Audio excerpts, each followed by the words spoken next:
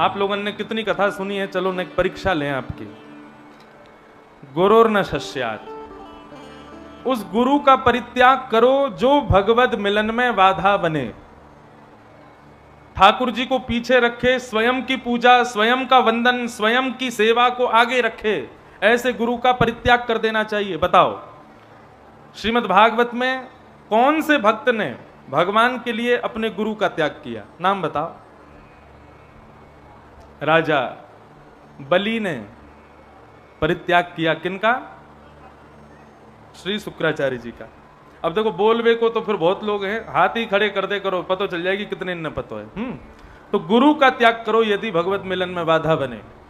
बंधुओं, गुरु कोई व्यक्ति नहीं है, गुरु कोई शरीर नहीं है। गुरु शब्द का अर्थ क्या होता है? गु शब्द का अर्थ गुकारस्तु अंधकारस्यात्, गु शब्द का अर्थ है अंधकार, और रुकारस्तु निरोधकः, रु शब्द का अर्थ है उसको दूर करने वाला, जो हमारे हृदय के संशयों को दूर करे, हमारे हृदय के अंधकार को दूर करे, हमारे अज्ञान को दूर करे, वही गुरु है। लेकिन लोग आजकल ऐसे हो गए हैं कि गुरु को स्वभाव से गुरु नहीं बनाते, हम लोग प्रभाव से गुरु बनाते हैं। प्रभाव दिखाई दे कि इनका प्रभाव कैसा है, इनके अंदर क्या क्या क्वालिटी है। जब चलते हैं तो कितनी सिक्योरिटी संग में चलती है, कितने गार्ड संग में चलते हैं, कितने लोग इनके पीछे आगे पीछे दौड़ रहे हैं। ऐसे प्रभाव को देख करके हम गुरु बना लेते हैं। प्रभाव से नहीं, स्वभाव से गुरु बनाओ। गुरु में स्वभाव की विशेषता होनी चाहिए। और बंधुओं, केवल गुरु ही नहीं, जीवन में कोई भी संबंध कभी किसी के प्रभाव पर रीच करके मत बनाओ। सदा सामने वाले के स्वभाव से ही उसका आकलन करो, वो कैसा है, उसका स्वभाव मधुर होना चाहिए। गुरु का त्याग किया किसने? राजा बलि ने। गुरुर्न शस्यात् और स्वजनो न शस्यात्, अपने भाई बंधुओं का परित्याग कर दिया भगवान के लिए। किसने किया? विभीषण ने किया। लंका का परित्याग कर दिया, पूरे परिवार का परित्याग कर दिया, अपने भाई रावण का परित्याग कर दिया। श्रीमद् भागवत में स्पष्ट लिखा है, यदि आपका स्वयं का परिवार, स्वयं के भाई बंधु आदि भी यदि भगवत मिलन में बाधा बने तो उनका त्याग करो।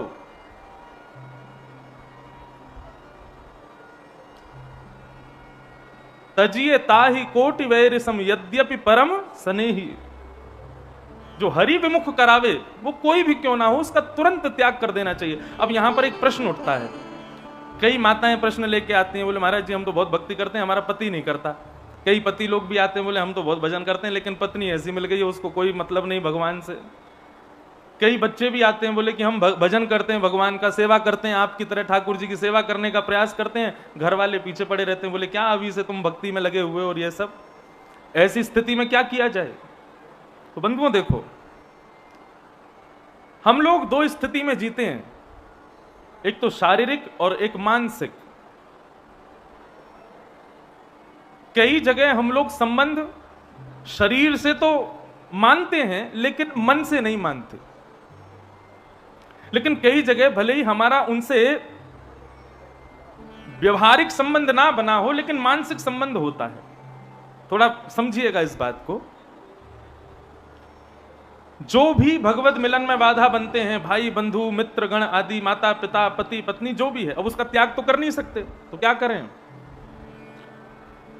शरीर से त्याग मत करो, शरीर से संग रहो, संग खाओ, संग में ही सब करो, लेकिन मन से परित्याग कर दो, मन से छोड़ो। जैसे भगवान शिव ने परित्याग किया सती का। सती ने जब परीक्षा ली रघुनाथ जी की, तो शंकर जी ने ऐसा नहीं कि सती को छोड़ दिया। सती जब लौट करके आई तो जो बगल में आसन सती का लगता था, वो सती का आसन सामने लगा दिया शंकर जी ने। क्यों? बोले है तो पत्नी, रहेगी तो साथ में, लेकिन अब मन से स्वीकार्य नहीं है। मन से त्याग करो। स्वजनो न शस्यात्, विभीषण ने त्याग किया अपने परिवार का।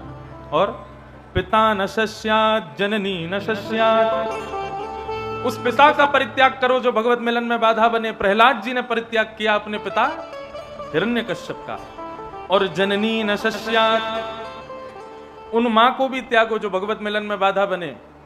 वैसे मां कभी बाधा बनेगी नहीं, लेकिन फिर भी भरत जी ने परित्याग किया कैकेयी का।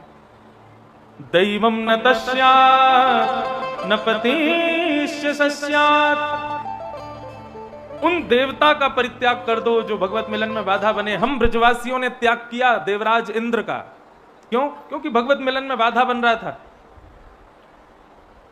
और पतिश्च सस्यात्, उस पति का परित्याग करो जो भगवत मिलन में बाधा बने। गोपियों ने परित्याग किया अपने अपने पतियों का ठाकुर जी से मिलने के लिए।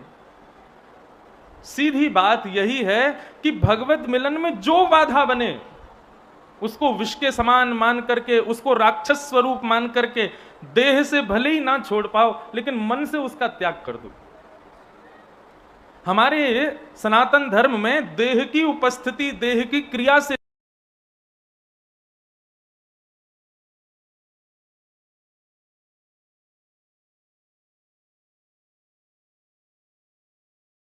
आपका घूम रहा है कहां? बोले अलीगढ़ में। मन आपका घूम रहा है रग्गा सेठ हलवाई की चमचम में। मन आपका घूम रहा है इगलास में।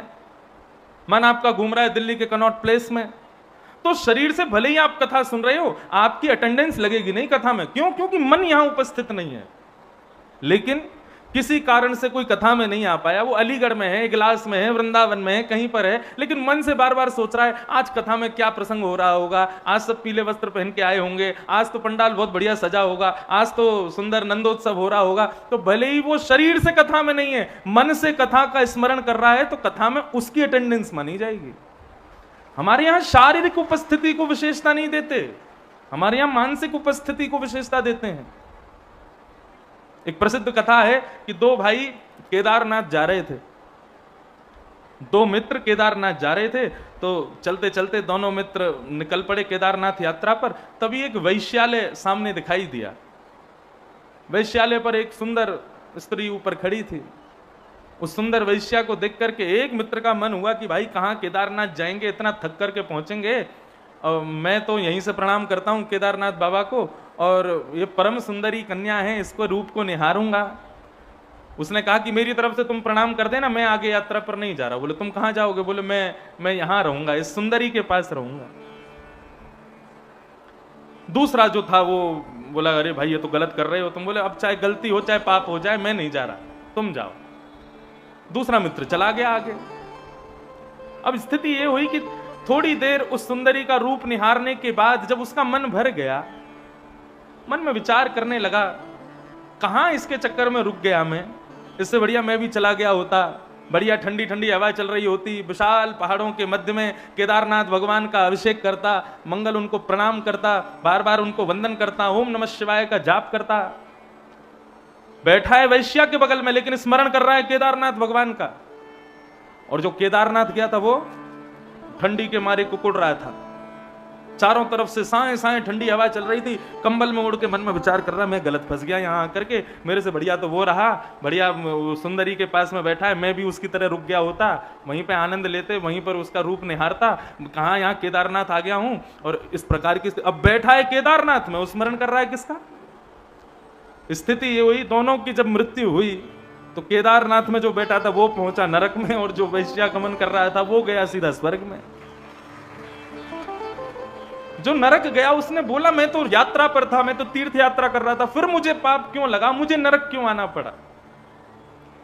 उसने कहा, तो यमदूतों ने कहा कि तुम भले ही शरीर से यात्रा कर रहे थे लेकिन मन से यात्रा थोड़ी हो रही थी। मन से तो तुम्हारे चिंतन में कुछ और चल रहा था। वो भले ही शरीर से कहीं भी था लेकिन मन से उसका चिंतन ठाकुर जी का चल रहा था। श्रीमद् वल्लभाचार्य जी महाराज अपनी पुष्टि की नीति को सिद्ध करते हुए कहते हैं कि ठाकुर जी की सेवा में जरूरी नहीं है कि आप खूब सुंदर श्रृंगार करो, 56 भोग लगाओ, आदि आदि करो। सामर्थ्यवान हो तो करो, यदि सामर्थ्य नहीं है ना तो नेत्र बंद करके ठाकुर जी के सन्मुख भाव रखो बस। अब महाराज जी अभी सेवा की बात कर रहे थे। हमारे लाल जी जहां भी कथा होती है वहां जाते हैं साथ में। अब कई बार हवाई जहाज में जाते हैं और उनका राजभोग का समय कहां से पाएंगे भोजन। कई बार रात्रि में हवाई जहाज होता है तो रात्रि के शयन भोग का समय कहां से पाएंगे बेचारे। कई बार सुबह सुबह हवाई जहाज होता है तो बेचारे सुबह ही मंगला 3 बजे करके भागते हैं साथ में। ऐसी स्थिति में क्या करें। तो हमारा भाव बहुत बढ़िया। मैं ठाकुर जी जिसमें झांपी जी में ठाकुर जी विराजते हैं, ठाकुर जी के पास में 2-3 हजार रुपए रख देता हूं। लाल जी अब इतनी लंबी यात्रा पे जा रहे हैं, अभी कुछ दिन बाद विदेश भी जा रहे हैं हम और लाल जी, तो अब विदेश जाएंगे, इतने दिन क्या खाएंगे? 17-18 घंटे का हवाई जहाज क्या पाएंगे? ठाकुर जी के पास खूब सारे पैसे रख देता हूं, अब उनको जरूरत नहीं है, लेकिन एक भाव है। और कहते हैं लाल जी रास्ता में कोई गोपी मिले, कोई ग्वाला मिले, आपकी लीला में कोई पधारे, सुभाष से ने कचू खरीद के अपनो पेट भर लियो, अब हम तो भोजन सीधो विदेश पहुंच के ही कराएंगे आपको। तो ये भाव है और ठाकुर जी इसको स्वीकार करते हैं। शरीर की उपस्थिति, शरीर का किसी स्थान पर उपस्थित होना उतना आवश्यक है, लेकिन उससे कहीं ज्यादा आवश्यक है आपकी मानसिक उपस्थिति होना, मन से उपस्थित होना। इसलिए सबका त्याग करो यदि भगवत मिलन में बाधा बने तो। कैसे त्याग करो? मतलब मन से त्याग करो, क्योंकि शरीर का त्याग नहीं माना जाता। आपने किसी को शरीर से छोड़ दिया लेकिन 24 घंटे चिंतन उसी का चल रहा है, तो वो त्याग थोड़े ही है। त्याग क्या है? बोले सबके बीच में रह करके भी उस वस्तु के प्रति मन ना ललचाना, ये त्याग है। हम रसगुल्ला नहीं खाते, हम गुलाब जामुन नहीं खाते, हम तो जलेबी कचौड़ी नहीं खाते। जलेबी कचौड़ी रसगुल्ला गुलाब जामुन सामने दिख नहीं रहा इसलिए कह रहे हो, लेकिन सामने आते ही मुंह में पानी आ जाए और फिर कहो नहीं नहीं हम तो नहीं खाते, तो वो त्याग श्रेष्ठ नहीं है। एकादशी का व्रत, सोमवार का व्रत, मंगलवार का व्रत रखने वाले जितने भी लोग हैं, यदि वो व्रत करते समय किसी और जिसका व्रत नहीं है उसको खाते हुए देखते हैं और मुंह में पानी आता है, बोले हमारा व्रत कब पूरा हो, हम भी जल्दी से खामें, उनका व्रत उसी समय टूट जाता है। मन से, मनसा वाचा कर्मणा, तीनों रूपों में कर्म भी सार्थक होता है, पुण्य भी सार्थक होता है, पाप भी सार्थक होता है। इसलिए ध्यान रखो इनका। कल आप लोगों ने श्रवण किया होगा, एक राजा हुए उत्तानपाद। उत्तानपाद राजा की 2 पत्नी हुई, सुनीति और सुरुचि, और उनके बड़ी पत्नी के पुत्र हुए ध्रुव, छोटी पत्नी के पुत्र हुए प्रहलाद। मैं पूरा ध्रुव चरित्र नहीं, केवल उसका सार कहूंगा। श्री ध्रुव जी महाराज 5 महीने में भगवान को प्राप्त कर लेते हैं। स्थिति क्या हुई कि जब भगवान प्रकट हुए और ध्रुव जी को दर्शन दिया, तो ध्रुव जी के दर्शन की बात जब पूरे तीनों लोक में फैली कि भाई ध्रुव जी को दर्शन हो गया, तो बड़े बड़े तपस्वी, बड़े बड़े वेदज्ञ, बड़े बड़े यज्ञकर्ता, संत आदि सब अपने यज्ञों को, अपनी तपस्या को, अपने समस्त कार्यों को छोड़ छोड़ के वापस अपने घर को जाने लगे। किसी ने पूछा भैया क्या हो गया? तपस्वी बोले अरे भगवान पक्षपाती हैं, हमको 1-1 हजार साल हो गए तपस्या करते हुए, अभी तक दर्शन नहीं दिया, और वो राजा का बेटा ध्रुव, उसको 5 महीने में दर्शन दे दिया। बड़े बड़े यज्ञ करता बोले हम लोग इतने दिन से यज्ञ कर रहे हैं, नाक में, कान में, आंखों में धुआं घुस गया, अभी तक ठाकुर जी दर्शन नहीं दिए, और वो छोटा सा बालक ध्रुव है ना, उस पर रीछ के 5 महीने में दर्शन दे दिए। कोई कहने लगा भगवान के दर्शन के लिए राजकुल में जन्म लेना जरूरी है, कोई कहने लगा भगवान के दर्शन करने के लिए बालक होना जरूरी है, कोई कहने लगा भगवान के दर्शन करने के लिए ध्रुव जैसा मातृ चरण कमल प्रेमी होना जरूरी है, हमारे अंदर तो ये गुण है नहीं, तो ठाकुर जी हमको मिलेंगे नहीं। परंतु इसकी वास्तविकता क्या है? सब संत जब लौट करके जाने लगे तो एक नदी पार कर रहे थे, नदी के नाव के केवट बन के स्वयं ठाकुर जी आए। कुछ संत बैठ गए, संत बैठ करके जैसे ही नदी पार करने लगे तो ठाकुर जी केवट बन के गए थे। उन्होंने पूछा भैया कहाँ जा रहे हो? बोले हम सब अपने घर जा रहे हैं। बोले क्यों जा रहे हो? बोले अरे पत्नी बच्चे खानदान सबको छोड़ के हिमालय पर तपस्या कर रहे हैं, और ये ठाकुर जी पक्षपात करते हैं, दर्शन नहीं दे रहे हमको। ध्रुव को दर्शन दे दिया। ऐसे पक्षपाती ठाकुर जी का हम भजन नहीं करेंगे, हम तो जा रहे हैं लौट के। इतने में ही जिस नदी को वो पार कर रहे थे, उस नदी में अचानक से कहीं पर अस्थियों के दर्शन, कहीं पर मांस के दर्शन, कहीं पर रक्त का दर्शन, आदि आदि इस प्रकार नदी में अद्भुत दर्शन होने लगा, विचित्र दर्शन होने लगा। संत सब केवट से बोले अरे भैया ये सब क्या है? ये हड्डियां, ये मांस, ये सब क्या दिखाई दे रहा नदी में? तो वो केवट बोले भैया ये साधारण वस्तु नहीं है। तो बोले जो ध्रुव जिसको अभी 5 महीने में भगवान मिले, वो ना जाने कितने जन्मों से ठाकुर जी का भजन कर रहे थे। पहले जन्म में उन्होंने घर त्याग किया, वन में आकर के भजन किया, ठाकुर जी नहीं मिले, भजन करते करते करते करते करते उनका शरीर रुग्ण हो गया, इसी नदी में डूब गया। फिर दोबारा जन्म हुआ, फिर उन्होंने भजन किया, पूरा जीवन भजन किया, फिर भी ठाकुर जी नहीं मिले, फिर से उन्होंने अपने शरीर को इसी नदी में समाविष्ट कर दिया। तीसरा, चौथा, पांचवा, ना जाने असंख्य जन्म उन्होंने लिए, तब भी ठाकुर जी ने दर्शन नहीं दिए। ठाकुर जी के दर्शन में केवल 5 महीने की तपस्या और रह गई थी उनकी, तब वो इस बार एक राजा उत्तानपाद के यहां ध्रुव बन करके आए, और उनकी जो हजारों वर्षों की तपस्या थी उसमें केवल 5 महीने शेष रह गए थे। ध्रुव के रूप में उन्होंने अपने 5 महीने पूर्ण किए, और पूर्ण करते ही ठाकुर जी उनको मिल गए और दर्शन हो गया। ये सारी अस्थियां, ये मांस आदि कुछ नहीं है, पूर्व ध्रुव जी के शरीर ही हैं जो दिख रहे हैं। संतों ने कहा भैया एक काम करो, क्या नाव उल्टी घुमाओ, क्यों अब घर नहीं जाना। अभी तो हमको लगा कि शायद भगवान बहुत पक्षपाती हैं, लेकिन अभी हमें पता चला अभी तो बहुत जन्मों की हमको तपस्या करनी है, तब मिलेंगे।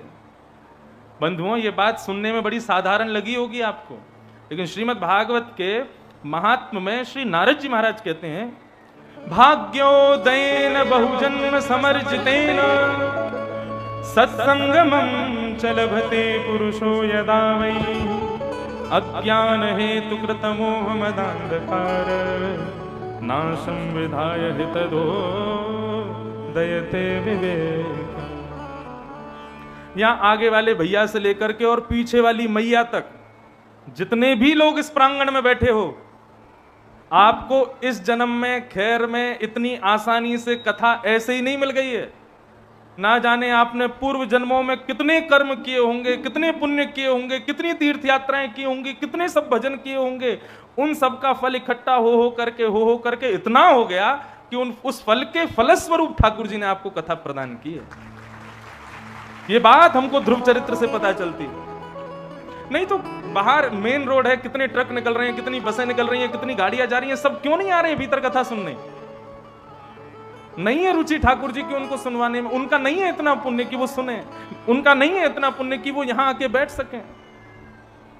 ये तो आपको और मेरो ही, हम सबन को पुण्य है, ना जाने कितने जन्मों का जो ठाकुर जी हमको यहां कथा सुनवा रहे हैं। उन्हीं की कृपा प्रसाद से ये हमको प्राप्त हो रहा है। ध्रुव जी की भक्ति से हमको यह सीखने को मिलता है कि ठाकुर जी की भक्ति में नियम कितने, ये जरूरी नहीं होना चाहिए। ठाकुर जी की भक्ति में उत्साह कितना है, ये जरूरी होना चाहिए। कई लोग हैं वो नियम के चक्कर में दूसरों को भक्ति नहीं समझते। सबके घर में एक व्यक्ति तो ऐसा होगा जरूर, नियम पालन में उसकी बड़ी निष्ठा होती है। नियम, मेरा ये नियम ना टूटे, ये ठीक है, नियम होने चाहिए। लेकिन ठाकुर जी की भक्ति में श्री प्रहलाद जी महाराज कहते हैं, न दानम न तपो निज्य न शौच्यम न व्रतानि च प्रीयते अमलया भक्त्या हरिरन्य विडम्बनम। प्रहलाद जी महाराज कहते हैं, ध्यान से लिख लेना इस बात को, बहुत दान करने से ठाकुर जी नहीं मिलते। न दानम न तपो, बहुत तपस्या करने से ठाकुर जी नहीं मिलते। यज्ञ, बहुत यज्ञ करने से ठाकुर जी नहीं मिलते। न दानम न तपो निज्य शौच्यम, दिन में 3 बार नहाने से, परम पवित्र रहने से भगवान नहीं मिलते। न व्रतानि च, 30 दिन के महीने में 16 दिन व्रत करने से भगवान नहीं मिलते। न दान से, न तप से, न यज्ञ से, न पवित्रता से, न व्रत से, इनसे ठाकुर जी नहीं मिलते। लेकिन ना तो आप दान करते हो, ना तो आप तप करते हो, ना ही आप व्रत करते हो, ना ही आप इतने ज्यादा पवित्र रह पाते हो। आपके भीतर बस एक ही भाव है, क्या? बोले प्रीयते मलया भक्त्या।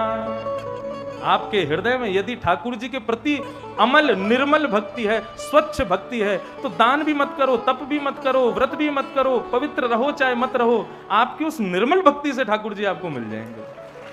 प्रहलाद जी महाराज कहते हैं भागवत में, आप कहोगे महाराज जी आपने तो सारे हमारे वैदिक सनातन धर्म की बातों पर पानी फेर दिया। शास्त्र कहते हैं नियम का पालन करना चाहिए, शास्त्र कहते हैं परम पवित्र रहना चाहिए, शास्त्र कहते हैं कम से कम एकादशी का व्रत तो करना ही चाहिए, शास्त्र कहते हैं कि नवरात्रि आदि जैसे पुण्य दिनों में अपने घर यज्ञ अनुष्ठान करवाने चाहिए, और आप कह रहे हो कि इन सब से कोई लाभ नहीं होता। ध्यान से सुनना, कल रात को 3 बजे आया मैं, खूब जोर की भूख लगी। ऐसा हुआ नहीं था, मैं बस बता रहा हूं, एक उदाहरण दे रहा हूं। खूब जोर की भूख लगी, मैं गया जाकर के अन्नू जी को उठाया, मैंने कि भोजन कराओ, भूख लगी है। बोले हाँ महाराज जी अभी कराते हैं। सो इन्होंने क्या किया, सामने थाली रख दी और थाली में ये लो महाराज पनीर की सब्जी, ये लो आलू की सब्जी, ये लो भिंडी की सब्जी, भिंडी तो मैं खाता नहीं, ये लो काई की सब्जी, और बताओ नाम बताओ भाई, परवल की सब्जी, ये टिंडे की सब्जी, ये या की सब्जी, वा की सब्जी, ये लो महाराज जी हमारे खैर का प्रसिद्ध मिल्क केक, और आदि आदि सामानों से महाराज पूरी थाली भर दी। थाली में क्या है, केवल सब्जी और मिठाइयां। मुझसे बोले पाव, मैंने कहा रोटी, बोले रोटी नहीं है, केवल सब्जी है, सब्जी पालो। तो आप एक बात बताओ, पूरे दिन का भूखा व्यक्ति आपके घर आवे और आप पाने के लिए केवल उसको दुनिया भर की अलग अलग मसालों से बनी हुई बढ़िया चटकदार मसालेदार चटपटी सब्जियां दे दो, क्या उसका पेट भरेगा? रोटी मत दो, केवल सब्जियां ही सब्जियां दे दो तो पेट भरेगा।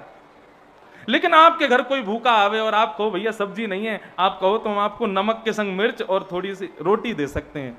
तो अत्यंत भूखा व्यक्ति केवल रोटी मिल जाए तो वो तृप्त हो जाएगा, सब्जी से तृप्त नहीं होगा।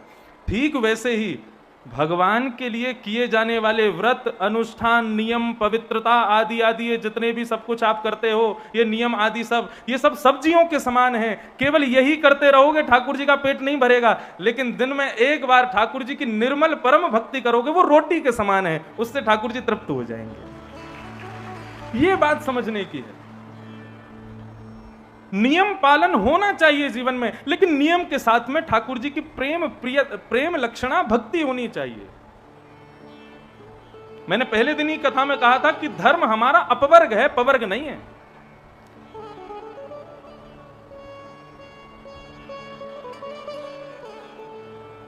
भगवान श्री जगन्नाथ जी के एक परम भक्त हुए श्री माधवदास जी महाराज, जगन्नाथपुरी में रहते थे। सब लोग इधर देखो, इधर देखो, यहां देखो, बस यहीं देखो और कहीं मत देखो, कथा सुनो। तो श्री माधवदास जी महाराज जगन्नाथ जी के इतने प्रिय भक्त थे, जब भी वो दर्शन करने आते थे तो जनता जगन्नाथ जी को छोड़ उनको देखती थी। क्यों? क्योंकि उनके आव भाव जैसे बनते थे जगन्नाथ जी वैसे ही हो जाते थे। वे आकर के यदि नित्य कीर्तन करने लग जाते, बढ़िया आनंद से नृत्य करने, तो सामने खड़े जगन्नाथ जी की प्रतिमा भी हिलने लगती उनको देख करके। इतने इतने प्रेमी भक्त थे ठाकुर जी के। स्थिति यह हो गई कि माधवदास जी का बहुत प्रचार हो गया जगन्नाथपुरी में। लोग उनका यश गाने लगे, लोग उनकी कीर्ति गाने लगे, जिस गली से निकल जाएं लोग उनको प्रणाम करने लगे। और मैंने पहले ही कहा था कि ठाकुर जी जब अपने भक्त को खुद से दूर करते हैं ना तो उसको बहुत सम्मान दिलवाते हैं, इसलिए सम्मान से बचो। माधवदास जी मन में विचार करने लगे, भाई बहुत सम्मान हो रहा है आजकल जगन्नाथपुरी में, कुछ तो करना पड़ेगा। तो माधवदास जी थोड़ा छुप करके रहने लगे, भिक्षा मांग करके खाते थे। तो उनके बंधे हुए घर थे, उन्हीं घरों से भिक्षा लेते थे। अब जहां जहां वो भिक्षा लेने जाते थे वो लोग महाराज 56 प्रकार के पकवान बनाते थे उनको भिक्षा में देने के लिए। माधवदास जी बोले अब अपना घर बदलने पड़ेंगे, ये सारे घरों से इतनी सामग्री मिलती है, इतना सम्मान मिलता है, हमको बढ़िया नहीं लगता। हमको लगता है जगन्नाथ जी दूर कर रहे हैं, अब गली बदलो, मोहल्ला बदलो, लोग बदलो, कहीं और जाया करेंगे। तो माधवदास जी खोज रहे थे जगन्नाथपुरी में कि किस घर से भिक्षा लेनी है। एक दिन एक गली में घुसे, सब जगह फेल हो गए सारे लोग, अच्छे स्वभाव वाले लोगों के पास वो जाते ही नहीं। बोले ऐसा कोई मिले जिससे ऐसा लगे कि हाँ हमारा अपयश हुआ, इसने हमको थोड़ा खड़ा खोटा सुनाया तो लगेगा हाँ ठाकुर जी की कृपा है। तभी उन्होंने एक गली में देखा कि एक गली में एक मैया अपने पूरे मोहल्ले से लड़ रही थी, अड़ोसी पड़ोसियों को गालियां दे रही थी, उठा उठा करके पत्थर मार रही थी एक दूसरे में। माधवदास जी बोले ये बढ़िया है, कल से भिक्षा इसी के यहां पाएंगे। माधवदास जी सीधे पहुंच गए उसके घर। मैया ने जैसे ही देखा ठाकुर माधवदास जी को तो देख करके प्रसन्न हो गई। वो जानती तो थी है माधवदास जी। अरे अरे अरे बाबा बाबा पधारो पधारो पधारो, आज मेरी कुटिया पे कैसे आना हुआ? माधवदास जी बोले मैया भिक्षा पावे आए हैं। बोले भिक्षा पाने? आप तो उन मोहल्लों में जाते हो भिक्षा लेने के लिए। बोले अब हमने छोड़ दिया, अब हम यहां आएंगे, आप भिक्षा पवाओ। मैया बोली ये अब चलो आए हैं तो मना नहीं करना चाहिए, पवा दो। मैया ने भोजन पानी बनाया, बढ़िया प्रसादी सिद्ध करके और माधवदास जी को भिक्षा पवाई। माधवदास जी तृप्त हो गए। मैया बोली आज आ गए, रोज थोड़ी आएंगे। लेकिन माधव दास जी दूसरे दिन फिर पहुंच गए। मैया बोली ये बाबा तो रोज कोई आको लग गयो नियम, ये तो रोज आवेगो। बाबा आज कैसे आए? बोले भिक्षा पाने आए मैया। मैया का स्वभाव अच्छा था नहीं, उसने सोचा ये बाबा से कैसे पीछा छूटे। आज उन्होंने सब्जी बनाई तो किसी में नमक ज्यादा, किसी में मिर्च ज्यादा, किसी में नींबू ज्यादा, किसी में मसाले ज्यादा। बोले सब बिगाड़ दो, बाबा को मिर्च लगेगी, नमक ज्यादा लगेगा, कल से नहीं आवे वो। जैसे ही माधव दास जी के सामने प्रस्तुत किया, माधव दास जी ने पाना शुरू किया तो मिर्च लगी, नमक लगा ज्यादा। माधव दास जी समझ गए, बोले मैया हमसे पीछा छुड़ाना चाहती है, इसलिए सब कर रही है। मैया ने पूछी बाबा रूखो सूखो बनो है, कैसा बनो है? माधव दास जी बोले बहुत बढ़िया, आज तो मैया तुमने कमाल कर दिया, कल से भी बढ़िया बनो है आज तो। मैया बोली कहा करें, हमने तो खूब बिगाड़ने की कोशिश करी, बाबा को अब भी स्वाद आ रहा है। मैया रोज भोजन में कभी दाल में कंकड़ डाल दे, कभी चावलों में कुछ और मिला दे, हर प्रकार से भोजन बिगाड़ने की कोशिश की, लेकिन माधव दास जी माने नहीं, नित्य उसके यहां जाते। एक दिन चिढ़ गई मैया बहुत जोर से, बोले आज आंदे बाबा मैं बताऊंगी, यानी तो फ्री फोकट के हम सेवक बना लिए, रोज आ जाए पावे के काजे। जैसे ही माधव दास जी आए, मैया पोंछा लगा रही थी घर में और बड़ी गुस्सा में चिढ़ करके माधव दास जी ने कही माते भिक्षाम देही। मैया बोली आ जाए रोज रोज उठा के मोह भिक्षाम देही भिक्षाम देही। अरे कोई नियम नहीं, कोई समय नहीं, जब मन चाहे तब आ जाए।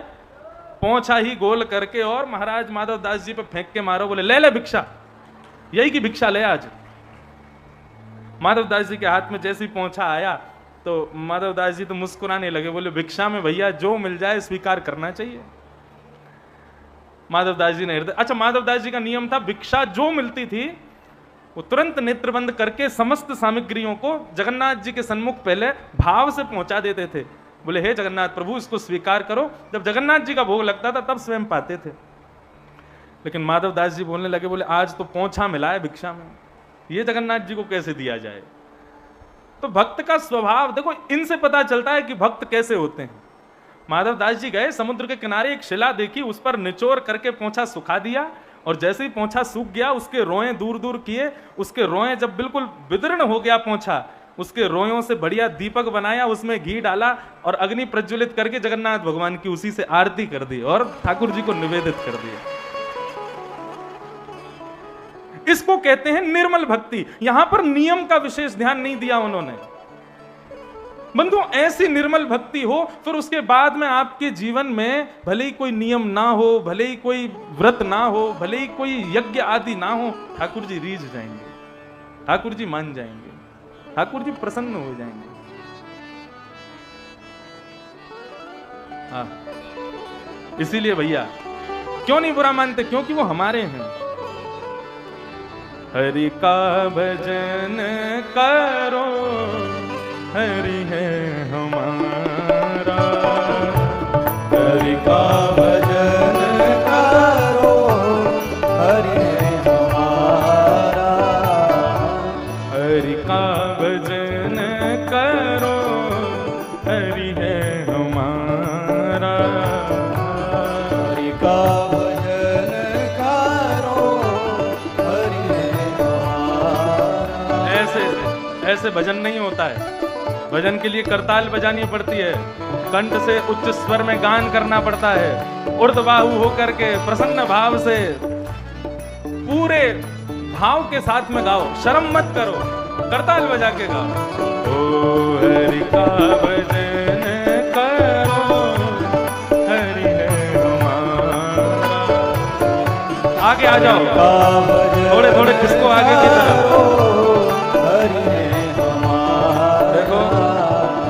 बधाई लेके खैर के लोग इतने सारे आ गए, जगह कम हो गई है पीछे, नेक नेक और आगे आओ, और खिसकते खिसकते गाते गाते खिसको सब लोग आगे।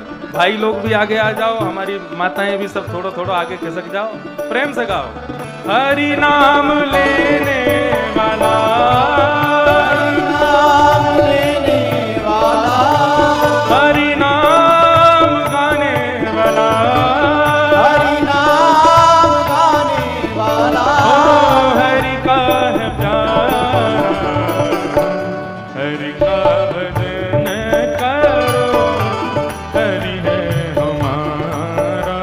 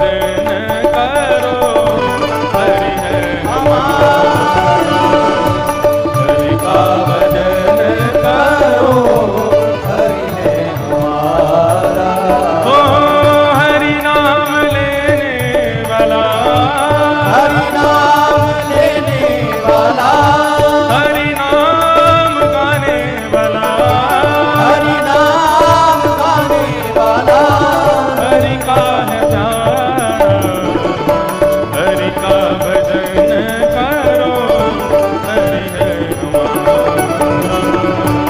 हरि का भजन करो, हरि है हमारा।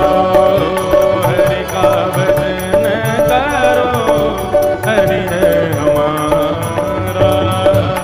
हरि का भजन करो, हरि है। श्री वृंदावन बिहारी लाल की जय हो।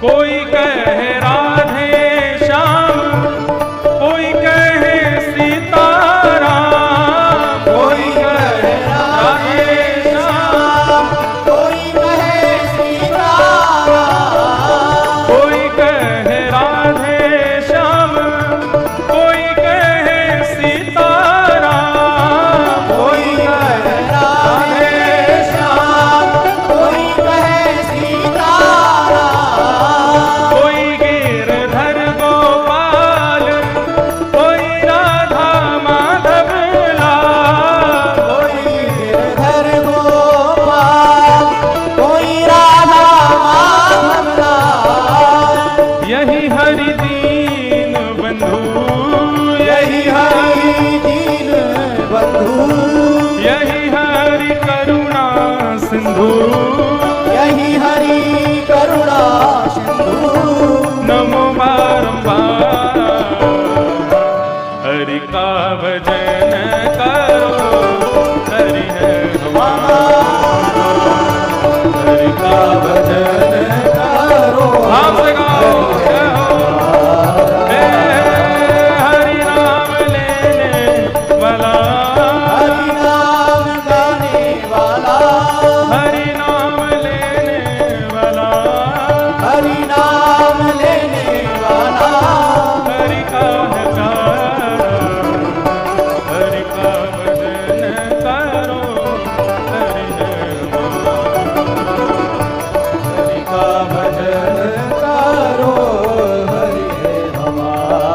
हे हरे कृष्ण कृष्ण कृष्ण हरे हरे, हे हरे कृष्ण कृष्ण कृष्ण हरे हरे, हे हरे राम राम राम हरे हरे, हरे राम राम राम हरे हरे, ओ हरे कृष्ण कृष्ण कृष्ण हरे हरे, हरे कृष्ण कृष्ण कृष्ण हरे हरे, हे हरे राम राम राम हरे हरे, हरे राम राम हरे हरे, ओ हरे कृष्ण कृष्ण कृष्ण हरे ओ हरे, हरे कृष्ण कृष्ण हरे हरे, आ हरे राम राम राम हरे हरे, हरे राम राम हरे हरे, ओ हरे कृष्ण कृष्ण कृष्ण हरे हरे, हरे कृष्ण कृष्ण कृष्ण हरे हरे, हरे राम राम राम हरे हरे, हरे राम राम हरे हरे, ओ हरे कृष्ण कृष्ण कृष्ण हरे हरे, हरे कृष्ण कृष्ण हरे हरे, ओ हरे राम राम हरे हरे, हरे राम राम हरे हरे, ओ हरे कृष्ण कृष्ण कृष्ण हरे हरे, हरे कृष्ण कृष्ण कृष्ण हरे आ हरे, हरे राम राम हरे हरे, हरे राम जय जय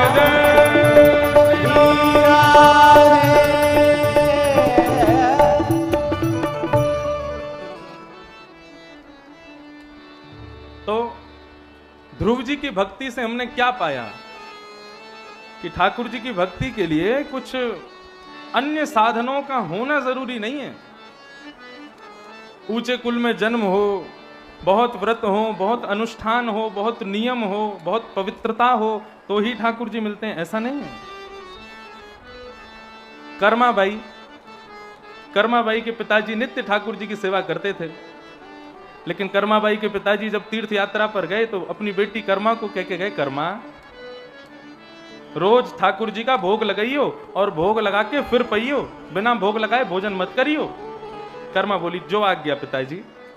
अब कर्माबाई क्या करती, सुबह उठ करके बिना नहाए धोए, बिना मुंह धोए सीधा ठाकुर जी को उठा के बैठा देती, चूल्हे में कंडे रख के अग्नि प्रज्वलित करती और ऊपर कढ़ाई रख करके और लगी बनाने खिचड़ी।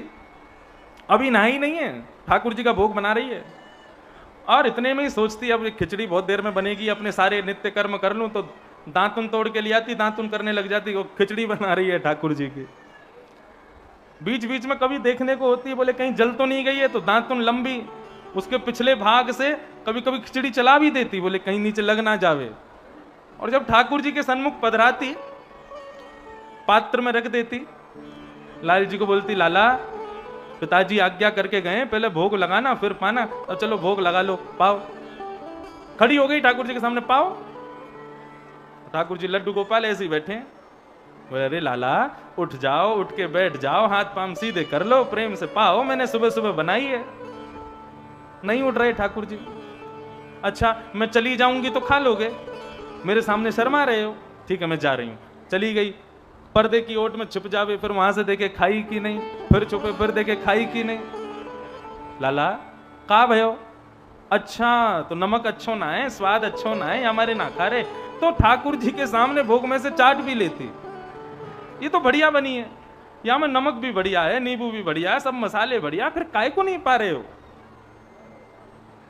अंत में जब ठाकुर जी ने नहीं पाया तो कर्माबाई बोले ठीक है मत खाओ, मेरो कहा जाएगा, खाओगे पियोगे नहीं तो ये तुम्हारे दो गोल गोल से जो गालें पिचक जाएंगे, पतरे रह जाओगे, और जब पतरे रह जाओगे तो मुंह को अच्छे नहीं लगोगे, और जब मुंह को अच्छे नहीं लगोगे तो मैं पिताजी से कह दूंगी अब गोपाल जी बदल लाओ, दूसरे ले आओ, ये पतरे रह गए। इतने भाव से ठाकुर जी को पुकारती है कि बिना नहाए धोए, बिना अपरस का ध्यान रखे, बिना किसी भाव का ध्यान रखे झूठा कूटा सब कर रही है, लेकिन उसके भाव पर रीच करके जगन्नाथ जी दौड़ करके आए कर्माबाई की खिचड़ी खाने। क्यों? ना शुद्धता है, ना पवित्रता है, ना आचार विचार है, ना आचरण का कोई ध्यान है, झूठा कूटा कर रही है, लेकिन उसका भाव प्रबल है। बस इसी बात को गांठ बांध लो बंधुओं। लोग बहुत गलत समझते। कल भी मैं जहां गया था वहां के लोग सब कह रहे थे, बोले भक्ति करने का समय तो 50 के बाद होता है।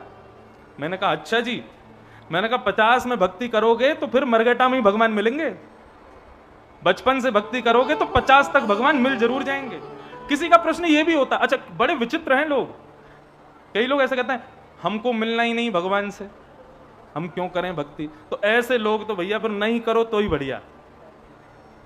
कई लोग ये भी पूछते हैं मिलना जरूरी क्यों है, ठाकुर जी से क्यों मिलना चाहते हैं। भैया देखो इस जन्म में आप बड़े सुखी हो इसलिए कह रहे हो, लेकिन पुनरपि जननम पुनरपि मरणम पुनरपि जननी जठरे शयनम, बार बार जन्म लेना, बार बार मर जाना। कभी किसी के घर में जन्म हो रहा है, और ये तो मानवों की बात है, कभी कुकर सूकरों के गर्भ में भी हमको जाना पड़ता है। ये जन्म मरण के चक्कर से यदि बचना है तो ठाकुर जी से मिलना पड़ेगा, और उनसे मिलने के लिए भक्ति करनी पड़ेगी। हम क्यों इतनी कथाएं कर रहे हैं, क्यों गला फाड़ फाड़ के कथा सुना रहे हैं। यहां पूरी 19 को करेंगे, 20 से फिर टूंडला में शुरू कर देंगे, टूंडला में 26 को पूरी करेंगे, लेके अपने ठाकुर जी को विदेश भागेंगे, 1 महीना वहां कथा करेंगे, वहां से आते फिर कहीं जाएं। क्यों इतना सब कुछ कर रहे हैं? केवल इसी बात के लिए कि इस जन्म में ठाकुर जी ने हमको मानव बनाया। ठाकुर जी की सबसे बड़ी कृपा हमारे ऊपर कि हमको मानव बनाया। ठाकुर जी चाहते तो कुकर सुकर बना देते, लेकिन मानव बनाया। और मानवों में भी आंख ठीक ठाक दी, कान ठीक ठाक दिए, जीभ ठीक ठाक दे दी, मतलब सुनना, देखना, सूंघना, बोलना, चलना फिरना सब ठीक ठाक कर दिया ठाकुर जी। दूसरी कृपा, तीसरी कृपा हम पे, आप पे और दुनिया वालों से ज्यादा है। क्या? कि हमको ब्रज में जन्म दिया, वृंदावन में। रोज सुबह उठ के अपनी पीठ थपथपाया करो कि आप दिल्ली, बंबई, चेन्नई आदि जैसे शहरों में नहीं हो, ब्रज में हुए हो। इस ब्रज में जन्म हुआ है। चौथी कृपा वृंदावन के इतने पास हुआ। और पांचवी कृपा इतने सब कुछ कृपा के बाद भी ठाकुर जी को लगा इस पर कृपा कम रह गई, तो अपनी कथा दे दी सुनने को, अपनी सेवा दे दी करने को। और क्या चाहिए हमको? इतनी सब व्यवस्थाएं मिलने के बाद भी यदि हमने ठाकुर जी का दर्शन नहीं किया, हमने अपना जीवन व्यर्थ कर दिया।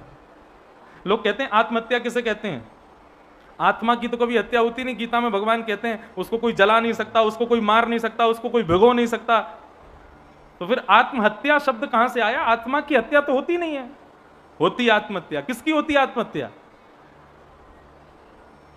भगवान कहते हैं श्रीमद् भागवत के 11 स्कंद में उद्धव से कहते हुए भगवान स्वयं बताते हैं कि आत्महत्या मानव की कब होती है। नृदेह माध्यम सुलभम सुदुलभम प्लवम सुकल्पम गुरुकर्णधारम मयानुकूलेन नमस्ते पुमान् भवाब्धिं न तरेत् स आत्मः। भगवान कहते हैं आत्महत्या किसकी होती है? बोले सबसे पहली बात जिसको मनुष्य शरीर मिला हो। दूसरी बात, मनुष्य शरीर के बाद भी उसको ये सब व्यवस्थाएं मिली हो कि ब्रज में जन्म हो गया, सुंदर भागवत आदि ग्रंथों का सानिध्य मिल गया, सुंदर गुरुजनों के प्रवचन सहज में ही सुनने को मिल जाते हैं, ये सब व्यवस्थाएं मिल गई, गुरुकर्ण धारम। और तीसरी व्यवस्था भगवान कहते हैं मयानुकूलेन नभस्यते ऋतम्। उसकी इच्छा नहीं होती फिर भी मैं ऐसी व्यवस्था कर देता हूं कि मेरा दर्शन मिल जाए, मेरी कथा मिल जाए, मेरे संत जन आगे से कभी निकल जाएं। इतनी सब व्यवस्थाएं मिलने के बाद भी यदि मानव ने अपने जीवन में जीते हुए मेरा दर्शन नहीं किया, तो ऐसे व्यक्ति ने अपनी आत्मा की अपने शरीर में घोट करके उसकी हत्या कर दी है। यही आत्महत्या है। इसलिए बंधुओं, क्यों सुन रहे हैं कथा, क्यों कर रहे हैं ये सब कुछ? हमें आत्महत्या नहीं करनी है, हमें ठाकुर जी का दर्शन करना है। और हम तो ब्रजवासी कहते हैं मुक्ति कहे गोपालते मेरी मुक्ति बताओ। बोले ब्रज रज उड़ मस्तक पड़े मुक्ति मुक्त है जाए। हम ब्रजवासी तो कहते हैं मुक्ति नौन सी खारी लागे। लाला हमको मुक्ति भी नौन जैसी, नमक जैसी खारी खारी लगे। मुक्ति और भक्ति दोनों में अंतर क्या है? मुक्ति मतलब मृत्यु के बाद भगवत दर्शन, और भक्ति का मतलब मृत्यु से पहले भगवत दर्शन। भागवत मुक्ति प्रदान तो करती है लेकिन पहले भक्ति देती है। ध्रुव जी की भक्ति से हमने सीखा कि भक्ति में उत्साह होना चाहिए। जितना उत्साह ज्यादा होगा उतनी जल्दी ठाकुर जी दर्शन देंगे। ऐसे ध्रुव जी महाराज को हम प्रणाम करते हैं। आगे भागवत में अन्य अन्य भक्तों की कथा बताई। फिर कथा एक दिव्य भक्त की आती है जिनका नाम है वृत्रासुर।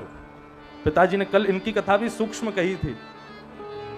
वृत्रासुर अपनी स्तुति में क्या कहते हैं? बंधुओं, ये असुर थे और असुर होते हुए भी इन्होंने भगवान की परम दिव्य भक्ति की। मुझे बड़े प्रिय हैं वृत्रासुर। वृत्रासुर की भक्ति में विशेषता क्या है?